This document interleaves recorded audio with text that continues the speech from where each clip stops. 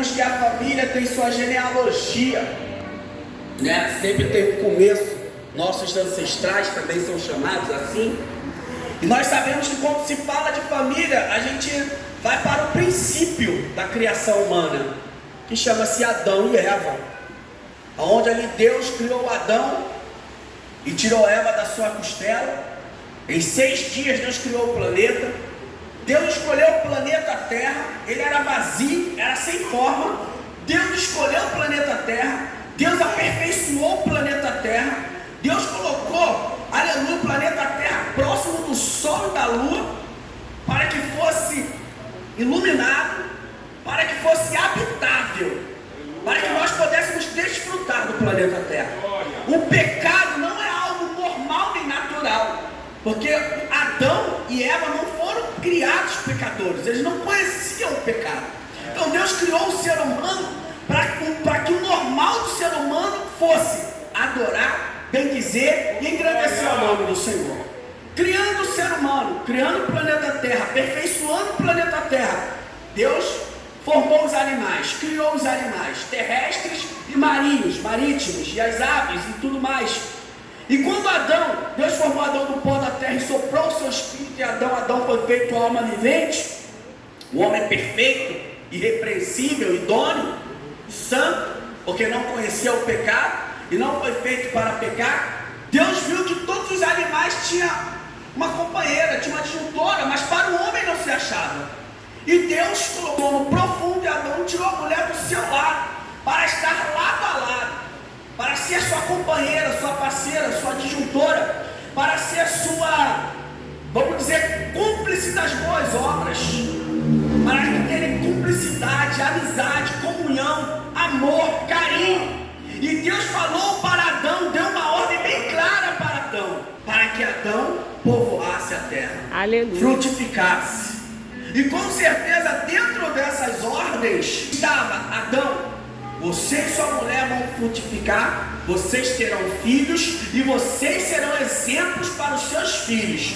Os seus filhos vão copiar tudo quanto vocês vão fazer. Então vocês têm que andar na minha presença, vocês precisam estar na minha presença, querer a minha presença, viver da minha presença, fazer o meu querer e a minha vontade. E assim toda a sua descendência será abençoada, toda a sua descendência será próspera, os seus filhos serão felizes, os seus netos serão felizes, serão alcançados por mim, porque eu criei o ser humano, aperfeiçoei o planeta Terra, para que vocês possam desfrutar, gozar, se alegrar, serem felizes, aleluia, de tudo quanto eu criei para vocês. Eu só te peço uma coisa, Adão. Eu só te peço, te dou uma ordem, um mandamento, um estatuto. De tudo que está aqui, tem até uma árvore ali, como é que Deus é bom?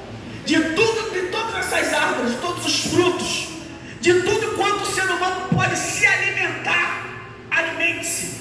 Só não toque na árvore do conhecimento do bem e do mal. É só isso que você não precisa fazer. E hoje nos nossos dias não é diferente. Deus nos formou, teve nossos pais. Nós crescemos pela tutela dos nossos pais. Nossos pais nos orientam, nos dão ordens. E graças a Deus nós chegamos ao conhecimento de Cristo Jesus. E hoje Jesus Cristo diz para nós, vamos dizer para mim, Márcia e Aline, vocês têm 3 filhos, então sejam o exemplo. Não desejem nada que está lá fora no mundo. Sejam um exemplo na mansidão, no domínio próprio, na temperança. Todo casal hoje, após o pecado, é perfeito? Não. Mas vamos supor, temos que discutir, temos que brigar, não nos entendemos por algum motivo, algum propósito, saiu fora da direção. Quando as crianças dormirem, quando as crianças estiverem distantes, quebra o pau, quebra a casa, faz o que tiver que fazer, mas longe da visão das crianças. Eu tenho que ser falso? Não, porque todo casal tem que ter a sua DR. E vai ter, porque nós somos pessoas diferentes. Por mais que nós venhamos nos amar uma hora ou outra, algo vai sair do lugar. E o melhor é que haja um diálogo, a conversa, de uma maneira branda, de uma maneira mansa, de uma maneira respeitável e adorável e amável. Porém, se ser feito na presença dos filhos. Não pode ter discussão, uma briga feia na presença dos filhos. Porque isso não está preservando os filhos. Os filhos, eles crescem com aquele ambiente.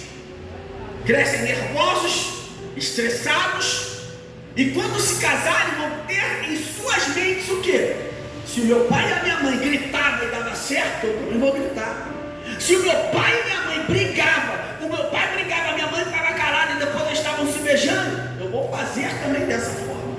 Então Deus nos criou para que nós vamos ter comunhão, cumplicidade. Lá em casa acontecia muito isso, eu era muito nervoso no princípio, sempre fui muito estressado. Então quando eu estava nervoso, a Aline sempre ficava na dela e falava comigo. Depois a gente conversa. E hoje em dia, quando acontece com ela, eu fico quieto também. Eu aprendi com ela. Os nossos filhos também aprenderam com ela. E aprendem conosco a cada dia. Quando um está nervoso, o outro tem que baixar a guarda. Eu estou sendo bobo. Eu estou sendo besta, não, está sendo sábio, está sendo sábia. Porque os dois estão nervosos, vão debater na mesma altura, não vai dar bom isso, não vai dar certo. É como se estivesse pegando fogo e a pessoa tacar gasolina. Ah, só tem esse líquido aqui. Ah, vou tacar isso aqui mesmo. Vai lá, toca da gasolina, pensando que vai apagar o fogo e vai trazer mais fogo. Mas Deus nos chamou para que tenhamos paz. E isso a gente aprende no decorrer da vida. Se porventura nós formos criados em um lar que não houve paz, que não houve comunhão, que não houve alegria, que não houve felicidade, que não houve amor, que não houve compreensão, e nos trouxe para a sua presença, para a sua casa, é porque hoje Ele vai nos ensinar a termos isso, a passarmos isso adiante, tanto para os nossos filhos, quanto para os nossos netos, bisnetos e a vizinhança. Quem estiver debaixo da nossa tutela precisa aprender a como se comportar como pai, como mãe, como filhos, como netos, como avós. Uma genealogia saudável. E foi com este propósito que Deus criou Adão, consecutivamente Eva. Mas aí eles pecaram, transgrediram, todos nós já sabemos a história. E passou-se a geração de Adão e Eva. E veio a geração de Noé, a segunda geração. E Noé era um homem justo, sua esposa justíssima. Mas a Bíblia frisa Noé, que era o varão, o cabeça da casa, era um homem sábio. Porém a geração que estava ao seu redor era uma geração ímpia, pecaminosa. Era uma geração totalmente impiedosa, imoral. E Deus chega para Noé e diz que vai destruir tudo. Mas Deus fala para Noé: Noé, tenho visto que você é um homem justo, tenho visto que você faz a diferença. Então eu salvarei você, a tua esposa, seus 3 filhos e as mulheres dos seus 3 filhos, para que deem prosseguimento à humanidade, porque eu não quero destruir de tudo a humanidade. Foi uma obra-prima, foi uma obra mestra. Embora eu seja onisciente, eu sabia que isso tudo poderia acontecer e sei, porque Deus é onisciente, é o Todo-Poderoso. Dei o livre arbítrio, ou a livre agência, porque se nós tivéssemos também o livre arbítrio, nós nunca iríamos pecar, porque nós teríamos domínio total. Mas nós temos livre agência para fazermos o que quisermos. E aquela geração de Noé foi pecaminosa, mas Deus salvou a família, porque alguém se posicionou, porque alguém estava na sua presença e fazia o querer e a vontade de Deus. Quando nós estamos fazendo o querer e a vontade de Deus, Deus abençoa a nossa parentela, Deus abençoa a nossa família, nossa árvore genealógica, ela é abençoada, ela é próspera, ainda que Satanás tenta investir, aleluia, para quebrar esse pacto, para demonstrar para nós que nossos filhos não são bênçãos, que nossos filhos não são herança do Senhor, mas lá na frente ele cai por terra. Aleluia! Houve perseverança da parte de Noé. Noé construiu uma arca e entraram Noé, sua esposa, seus 3 filhos, suas 3 noras, e deu um prosseguimento.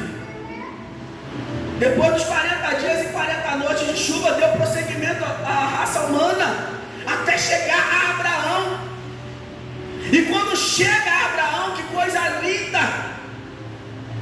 Abraão, no meio de pessoas idólatras, que serviam a vários deuses, Deus chega e chama Abraão: sai do meio da tua parentela, eu vou fazer um pacto com você, eu vou te abençoar, eu vou prosperar a sua vida, e de ti serão benditas todas as famílias, a sua descendência será como a areia do mar, da praia do mar, ou como as estrelas do céu. Tu pode contar os grãos das areias do mar, assim será a sua descendência. Aleluia. Você pode contar as estrelas do céu, assim será a sua descendência. Todavia, Abraão tinha 75 anos de idade, e sua esposa também já era bem avançada de idade, mas Deus lhe fez essa promessa, que todas as famílias seriam benditas. Deus só precisava de uma coisa: obediência, dedicação, crença, fé, temor, tremor. Se alegre em estar na presença do Senhor, independentemente das circunstâncias. E Deus chama Abraão, na época era Abrão, Deus chama Abrão, e Abrão, aleluia, não pensa duas vezes, sai do meio da sua parentela e vai em direção à terra prometida. E leva consigo seu sobrinho Ló, seus empregados, seus gados, tudo quanto ele tinha pleiteado durante a sua vida. E Deus continua a guiar e a falar com Abraão. E chega uma época que Abraão faz o que o apóstolo Paulo nos designou aqui. Ele ora a Deus, ele rasga a sua alma diante de Deus, ele se abre para Deus. Chega uma hora que a luta, a turbulência, a tribulação e a solidão, vamos dizer assim, porque Abraão ainda não tinha filhos, essa solidão, esse vazio de Abraão precisava ser preenchido, porque Deus havia prometido a Abraão que lhe daria filhos, e a sua descendência seria como a areia da praia do mar. Abraão cria nisso, embora passavam-se 25 anos, a sua esposa já estava com 75, ele já estava com 100, e ele sentou e orou ao Deus do céu e disse: Pai, de todas as tuas palavras que o Senhor tem me dito, todas têm se cumprido, mas falta uma promessa. Eu estou sem filhos, Senhor. Cadê a minha descendência? Cadê a minha família completa? A minha família está incompleta. Eu preciso desse milagre. Eu preciso desta bênção, Pai. E hoje eu te pergunto: qual é a bênção? Qual é o milagre? O que está precisando para te completar? Para preencher o vazio do seu coração, da sua alma? O que ainda está lhe faltando? Dobre os seus joelhos. Aleluia. Se é um milagre na área familiar, Deus pode operar. Amém. Se é um milagre na área sentimental, emocional, Deus pode operar. Oh, aleluia. Se são filhos afastados, desviados, causando problemas, dores de cabeça, preocupações, Deus pode guardar. Oh, aleluia. Então somente dobremos nossos joelhos e creiamos que o Senhor está guardando, trabalhando, mas eu não estou vendo, mas Deus está operando. Aleluia, Você está vendo Jesus. Deus aqui agora? Não, da mesma forma Ele está guardando os seus. Seja filhos, seja netos, sejam primos, sejam sobrinhos, seja a parentela que nós amamos, seja pessoas que estão debaixo de nossas tutelas, Deus está operando, Deus está guardando. Aleluia. E ali Abraão, pondo-se de joelhos perante o Todo-Poderoso Yahvé,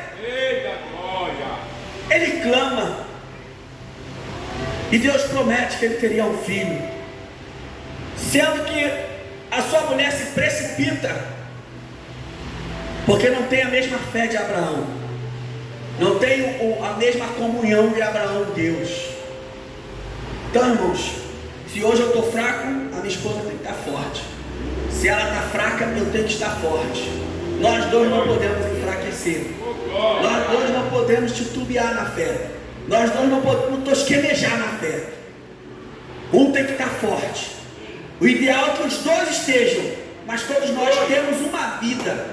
Todos nós temos a salvação individual. Todos nós temos os nossos propósitos, a nossa comunhão. Satanás ataca cada um segundo a sua força. Então, se você percebe que a tua esposa está fraca, é jejum e oração para que ela se levante. Oh, Se você aleluia. percebe que o seu marido está fraco, é jejum e oração para que Glória. ele se levante. Se você percebe que o marido ou a esposa está sendo atacado, é jejum e oração. Porque Satanás está mais preocupado em nos matar da fé do que matar o ímpio. Porque se nós dermos mau testemunho, outras famílias que já estavam próximas de alcançar a salvação de Jesus Cristo se perderão. Então ele quer atacar e destruir as famílias. Esse é o alvo. Trazer escândalo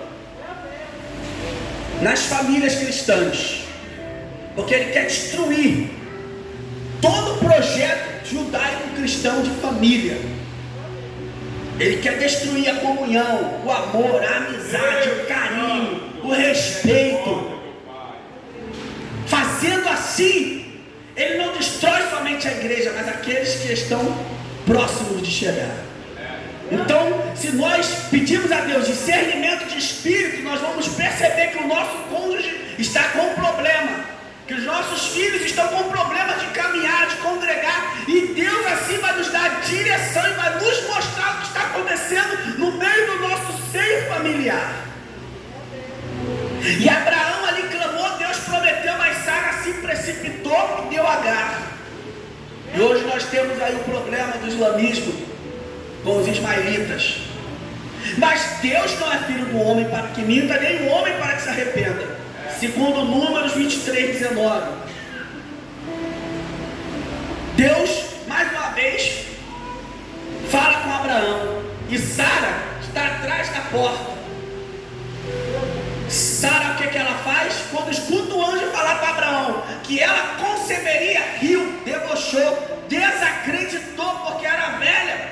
Hoje foram contados 2 milagres aqui. Aleluia. 2 milagres sobrenaturais para a honra e glória do nome do Senhor. O Deus de ontem, o Deus de hoje será eternamente. Ele não é eterno somente para frente, ele é eterno para trás. De eternidade a eternidade, ele é o Deus o Todo-Poderoso. Digno de honras e glórias, ação de graça daquele que é digno de louvores e adorações. Ele faz infinitamente mais do que nós pedimos ou pensamos, muito mais do que nós sonhamos. Aquilo que o olho não viu, os ouvidos não ouviram, não chegaram ao coração do homem. São essas coisas que estão preparadas para aqueles que o amam. Ele é o Deus do impossível.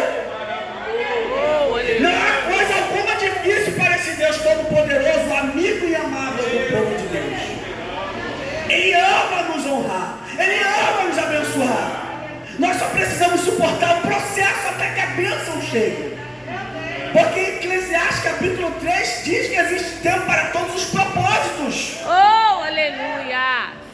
E ali Deus fala com Abraão que Sara teria um filho. E ela riu. Só que o anjo que falou com Abraão estava em forma teofânica. Era o próprio Deus em forma de anjo, onisciente. Quando Sara riu atrás da porta, ele falou: por que tu riste, Sara? Não, Senhor, não ri. Riu sim. Mesmo assim eu não vou tirar tua bênção. Tu vai ter o teu filho, tu verás. E ela pode conceber. E Abraão, a bênção se cumpriu na vida de Abraão. Que maravilha! Abraão já passado de idade, velho. Sara também. Foi tirado seu vilipêndio, seu opróbrio foi tirado. Todas as pessoas se alegraram com Sara, com Abraão. Que felicidade! O menino cresceu, correu, se robustecia. Entre 12 e 15 anos de idade, o Deus Todo-Poderoso, que é o dono da vida, que é o autor da vida, chega para Abraão. Se não me falha a memória, Gênesis capítulo 22, no versículo 15. Abraão, tu me amas. Abraão, tu crês em mim, tu me obedece. Hoje eu quero te provar, Abraão. Eu falei para você que todas as famílias serão benditas em ti, na sua descendência, na sua parentela. Tu serás uma bênção. Eu falei para você: anda na minha presença e ser perfeito, e assim você está sendo. Mas falta uma prova, que é preciso provar a sua fé. Porque o que eu quero fazer contigo é algo extraordinário, é algo jamais feito, é algo glorioso, é algo internacionalmente conhecível. Em todas as décadas, séculos, milênios, nações te exaltar. Oh, Mas eu aleluia. preciso provar a tua fé. Não tem um filho que tu amas, que tu esperaste durante 100 anos. Vamos dizer 100 não, vamos dizer que durante 80, né? Que ele casou com Sara, entre 17 e 20 anos. Então vamos dizer que ele esperou 80 anos para ter esse filho. Tu esperaste 80 anos e teve o filho na tua velhice. Você já desfrutou da minha promessa. Só que agora eu quero a promessa para mim. Eu quero levar o seu filho para mim e tu que vai me dar. Vai para o monte que eu te mostrarei e lá tu o oferecerás em holocausto para mim. Porque eu preciso provar a tua fé. Todos nós já sabemos o desfecho dessa obra magnífica e maravilhosa. Mas e Abraão? Como é que Abraão ficou? Olhava para Isaac e olhava para os céus. Olhava para Sara e olhava para Isaac. Meu Deus, Ismael já não está mais aqui, porque a sua deu propósito, botava lenha na cabeça do garoto para expressar que Sara, Deus deu uma bênção para ele. Vou ter que sacrificar Isaac, vou ficar sozinho. Deus vai acabar com a minha família. E agora? Mas Deus prometeu que coisas melhores e maiores virão. Senhor, eu só tenho a fé agora. Vou fazer o que o Senhor manda. É fácil? Não. Hoje eu estou trabalhando como motorista de aplicativo. 6h30 da manhã mais ou menos eu peguei uma moça com uma criança de 3, 4 anos. Estava desde 9 horas da noite no Lourenço Jorge. Falou que estava uma bagunça, uma coisa terrível. E hoje eu tive a oportunidade de vir também no jornal, no noticiário, que a UPA da Taquara está uma coisa terrível. Está um andaço de pneumonia, de resfriado, de virose nas crianças. Então nós temos que cuidar das crianças, redobrar a atenção com as crianças. Os colégios têm ar-condicionado, aí quando vai fazer a educação física, sai naquele calor, volta para o ar-condicionado. Então, temos que cuidar da saúde das crianças. E Abraão pega os seus moços, não leva cordeiro, não leva nada, porque o sacrifício era Isaac. E ele fala para os seus moços: irmãos, nós precisamos crer que Deus, independentemente do que aconteça, tem o melhor para nós. Amém. Independentemente do que aconteça, Deus sabe de todas as coisas. Ele é onisciente, onipresente, onipotente. Aleluia. Ele é o todo-poderoso, ele é o grande eu sou. Nós muitas das vezes não vamos entender os planos de Deus, mas nós temos que saber que Ele tem o melhor para nós. E Abraão pega os seus moços e fala para Sara: nós vamos ali adorar o Senhor e voltaremos. Eu e o moço, que era o seu filho Isaac. Mas Deus pediu para sacrificar o moço. Mas ele já estava crendo na providência de Deus. Aleluia. Ele já estava com a sua fé em controle. O seu lado humano, emocional, o seu lado, a sua natureza humana estava totalmente abalada com aquela provação, com aquela petição. Mas o seu lado espiritual, de quem tem uma vida com Deus, de quem tem comunhão com Deus, de quem tem amizade com Deus, de quem anda com Deus, sabia que Deus entraria com a sua providência. Aleluia. E ele fala: nós vamos ali adorar e voltaremos. E no pé do monte Moriá, Abraão fala com os seus moços: ficai-vos aqui, eu e o moço adoraremos e tornaremos. Mais uma vez Abraão fala isso. Eu não sei como se encontram filhos, esposas, maridos, cunhados, sobrinhos, pais, avós, mas nós viemos aqui adorar. Aleluia. E toda a casa. E vai ter um dia e eles adorarão conosco aqui também. Oh, aleluia. Se não for aqui neste templo físico, eles estarão adorando ao Pai em espírito e em verdade, em outro tempo, em outra circunstância. Porque nós, quando viemos adorar ao Pai, Deus já está cuidando de tudo. Quando Abraão se dispôs a adorar ao Pai no Monte Moriá, e se possível for agradar ao Pai, trazendo imolação ao seu filho Isaac, levando o seu filho ao sacrifício, Deus ali já se agradara de Abraão. E Abraão com seu filho já grande, acredito que Isaac devia ter entre 10 e 15 anos de idade. E estão subindo. Isaac já com entre 10 e 12 anos de idade, olha para um lado, olha para o outro e diz: pai, eu estou vendo a lenha, eu estou vendo o cutelo, ou o martelo, ou a faca, estou vendo tudo, eu só não estou vendo o cordeiro, pai. Como é que nós vamos adorar o Senhor? Porque Isaac já nascera cheio de fé. E Abraão, como os ensinamentos de Deus eram feitos oralmente naquela época, Abraão já ensinava a adorar para ele, Abraão já ensinava a fé nesse Deus todo-poderoso, nesse Deus altíssimo para Isaac. Então Isaac já entendia os mistérios da fé, como adorar a Yahvé, ao grande Jeová Deus. E ele sabia que ao subir no monte deveria que sacrificar ao Senhor. E ele fala para o seu pai: eu estou vendo tudo, só não estou vendo o cordeiro. E Abraão, mais uma vez, com seu coração apertado, o seu lado humano, emocional destruído, mas com a sua fé inabalável, diz: meu filho, Deus proverá para si, meu filho. O cordeiro Deus proverá para si. Você não está vendo a provisão, eu não estou vendo a provisão, mas Deus proverá o cordeiro para si, meu filho. Vamos continuar a subir ao monte, e aonde Deus mandar nós parar, nós vamos parar e vamos adorar. E chega no lugar, Abraão fala: meu filho, tu és o cordeiro.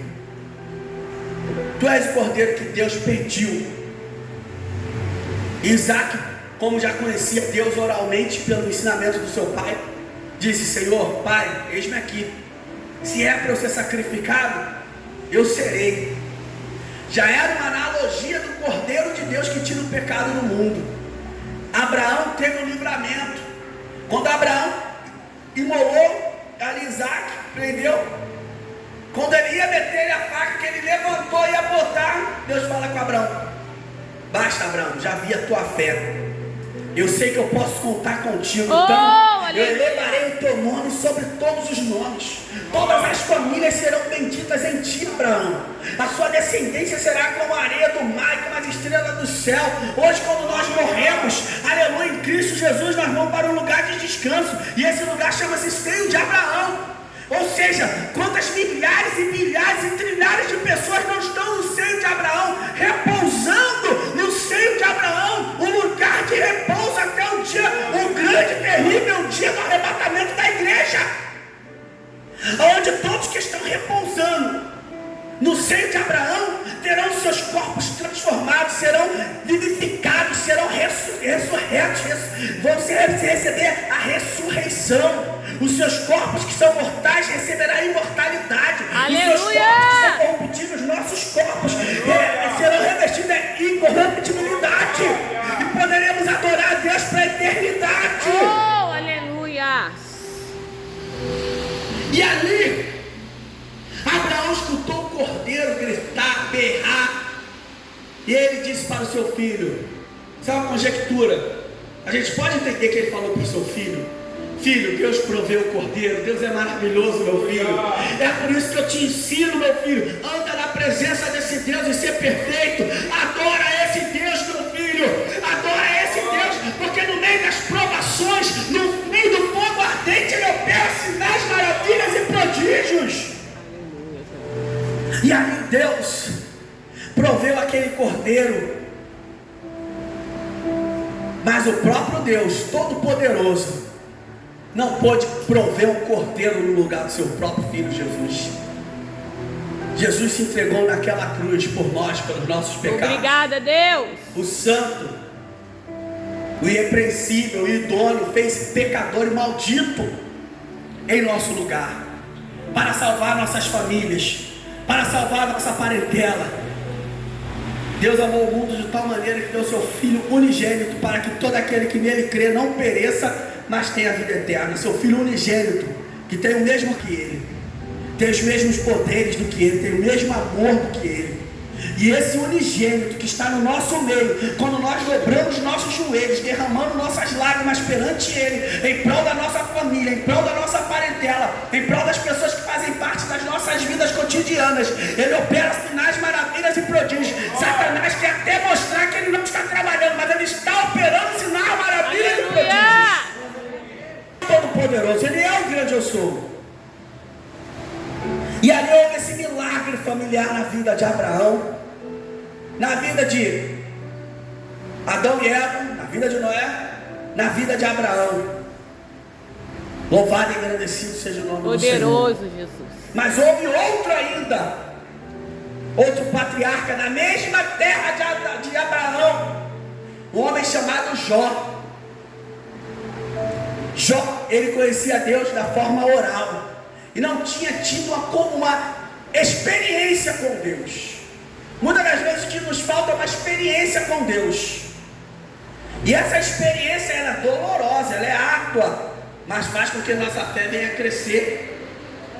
A Bíblia nos diz, Romanos capítulo 8, versículo 28, que todas as coisas contribuem para o bem daqueles que amam a Deus e são chamados pelo seu decreto. E Jó era um homem temente a Deus, se desviava do mal. Ele todos os dias ele orava pelas madrugadas. Todos os dias ele fazia sacrifício em prol dos seus 10 filhos.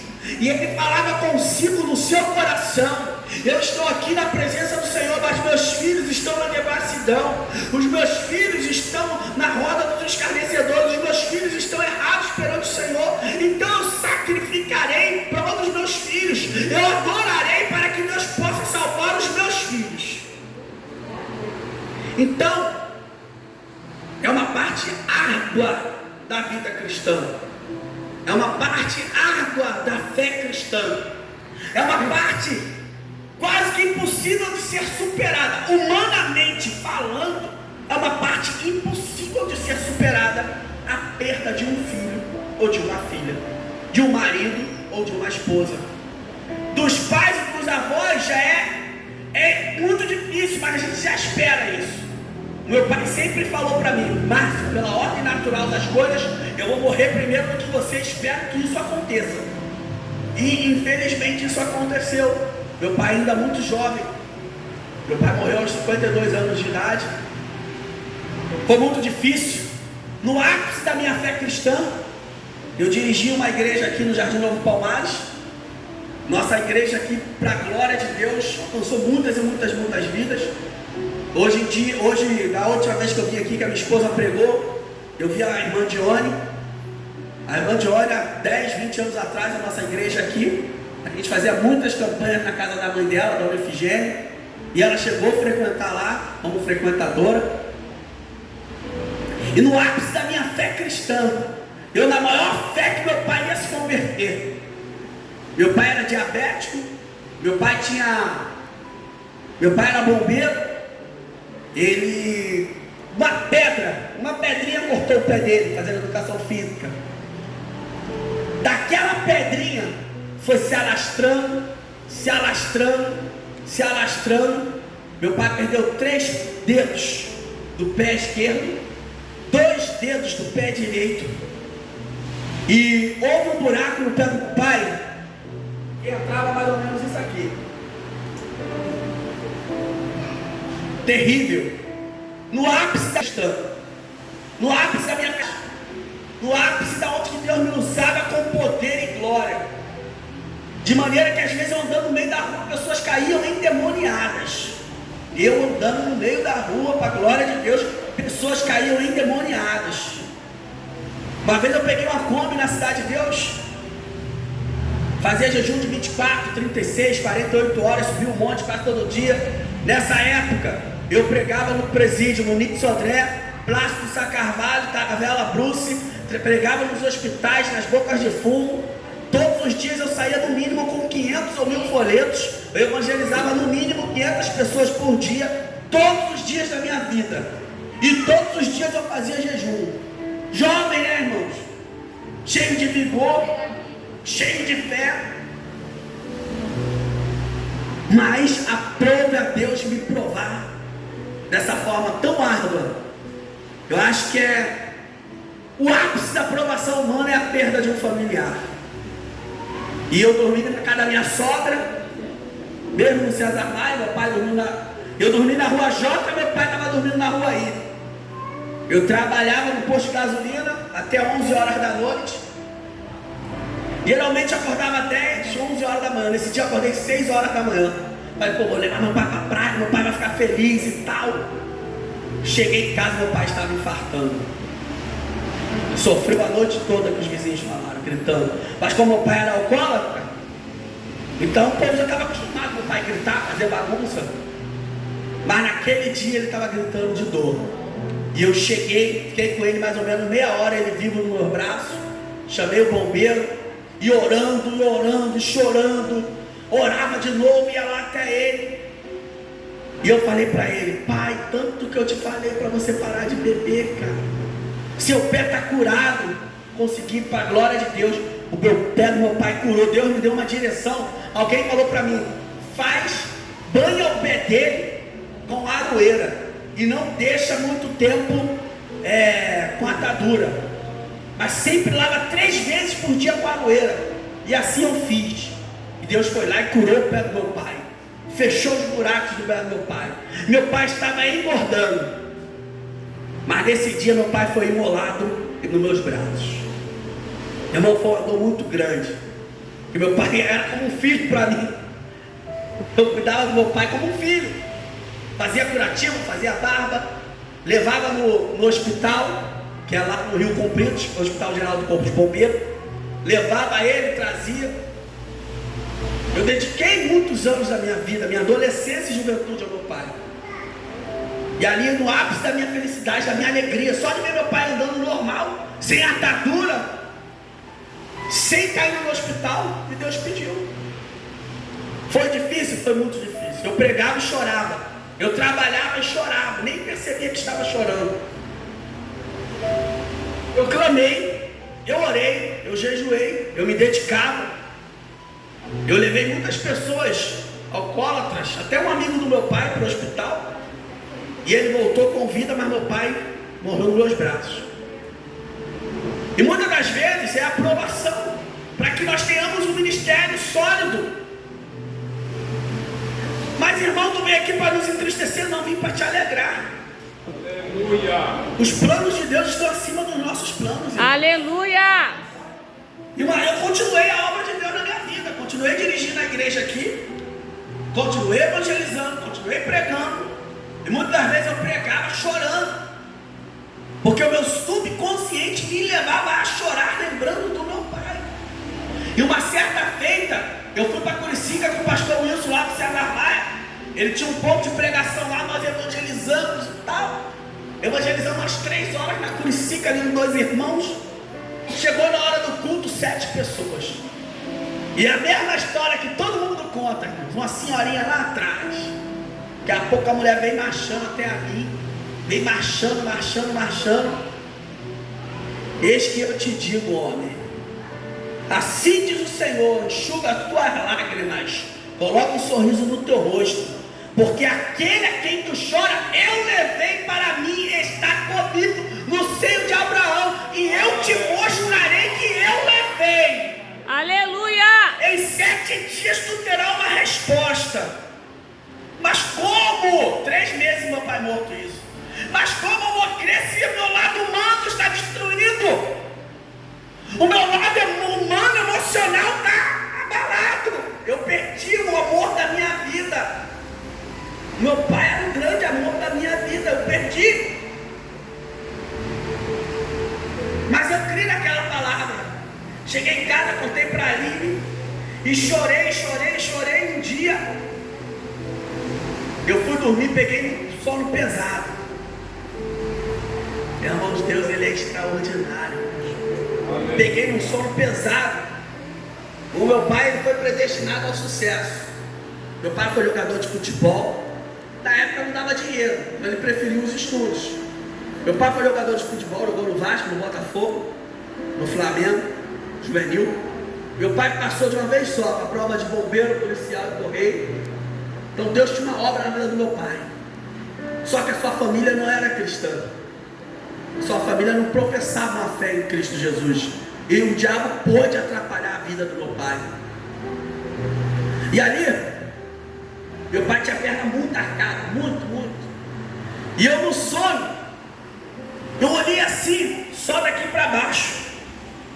Eu vi aquela perna arcada. Eu olhei assim no sonho, tem alguma coisa errada. Falei, cara, meu pai era muito real. E vi um campo bem verde. Falei, cara, é meu pai, vou dar um abraço do meu pai, meu Deus. Meu pai não morreu não, é meu pai. E eu só vendo daqui para baixo, só as pernas. Caramba, meu pai.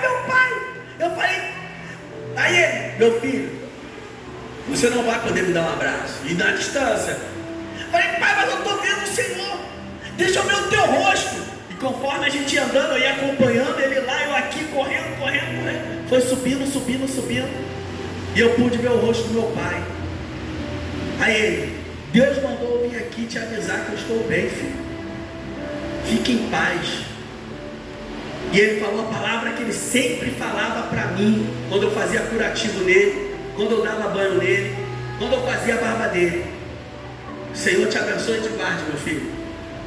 Deus te abençoe e te guarde. Muito obrigado. E ele falou para mim, meu filho, Deus te abençoe e te guarde. Mas deixa eu te dar um abraço pela última vez. Ele, não posso. Quem está aí não pode vir para cá, e quem está aqui não pode ir para aí.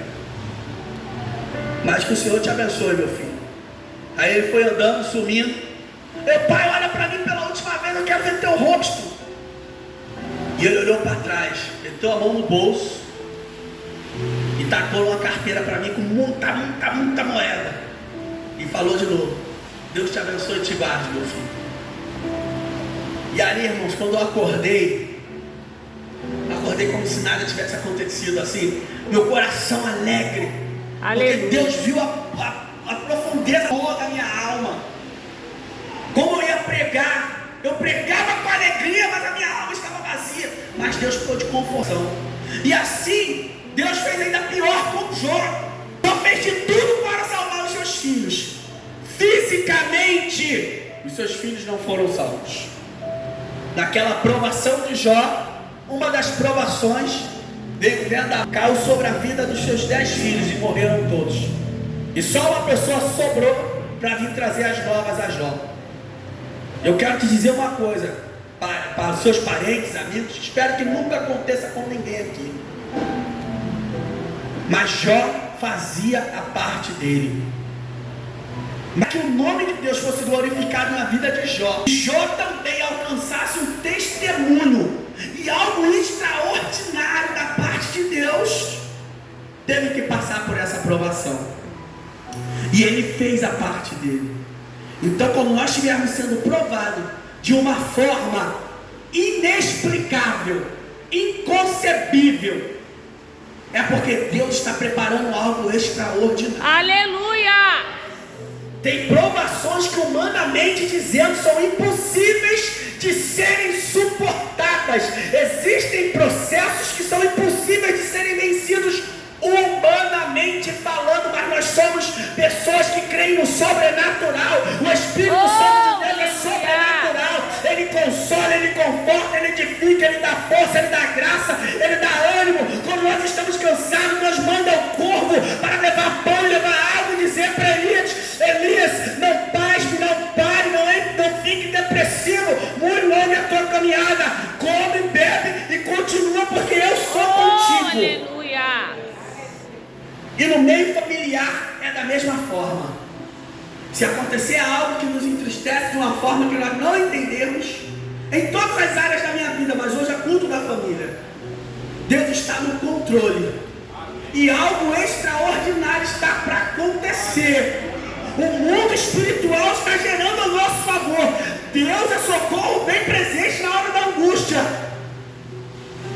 Ele é o Todo-Poderoso, Ele é o grande eu sou. E ali Jó, com todo sofrimento, acusação dos seus amigos, Jó tenta se justificar de todas as formas. E quando Jó entrega tudo na mão do Senhor e ora pelos seus amigos que estavam ali maltratando ele, Deus confere a Jó tudo que ele tinha perdido. Obrigada, e Jesus. dá outros 10 filhos para Jó, 3 filhas. As 3 filhas de Jó eram as meninas mais lindas daquela época. E o último estado de Jó passa a ser melhor do que o primeiro. Mas o processo foi grande. Humanamente dizendo, impossível de ser superado. Mas nós não vivemos pela vista, nós vivemos pela fé. É verdade. Hebreus capítulo 11, versículo 1.